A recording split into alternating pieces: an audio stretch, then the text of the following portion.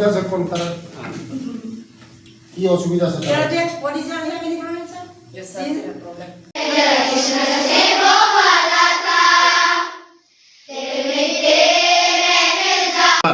আপনারা সবাই জানেন যে বিগত ৩৫ বছর বামফ্রন্ট সরকারের আমলে এই শিক্ষাকে আমাদের জনজাতিদের এগিয়ে নিয়ে যেতে দেয় না। তারা মনে করে যে শিক্ষা যদি উন্নতি হয় জনজাতিরা শিক্ষিত হবে, শিক্ষিত হলে তাদেরকে ঠকাতে পারবে না, তার জন্য ওরা করে না। আমি আসার পরে, আমাদের সরকার আসার পরে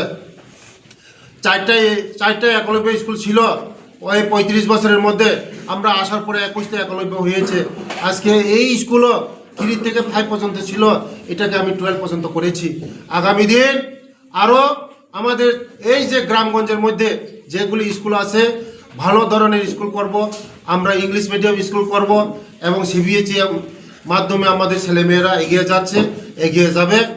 আর একটা কথা আমাদের মিডিয়ার মাধ্যমে আমি বলি যে এক শ্রেণীর মানুষ আমাদের জনজাতিরা যে এই স্ক্রিপ্ট নিয়ে অনেক বিভ্রান্ত করেছেন।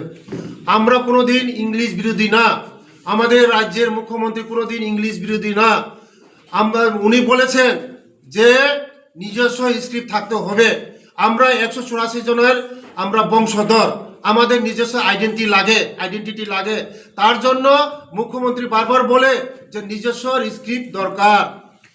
আমরা ইংলিশ বিরোধী না, নইলে ইংলিশ যদি বিরোধী হতো আজকে বিদ্যাজ্যোতি 125টাই বিদ্যাজ্যোতি সারা ত্রিপুরার মধ্যে আমাদের সরকার আসার পরে বিদ্যাজ্যোতি খুলেছে ইংলিশ মিডিয়াম স্কুল।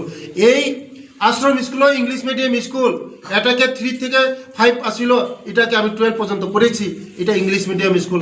আমরা কোনোদিন ইংলিশ বিরোধী না, আমরা নিজস্ব আইডেন্টি লাগে। তার জন্য মুখ্যমন্ত্রী বারবার বলে যে নিজস্ব আইডেন্টি 184 জনের রাজার বংশধর আমরা, আমাদের নিজস্ব স্ক্রিপ্ট লাগে, এটাই বলছে। আমরা কোনোদিন ইংলিশ বিরোধী না। মানুষরা এটা বিপথে পরিচালিত করছে যা আমাদের সরকারকে বদনাম করার জন্য।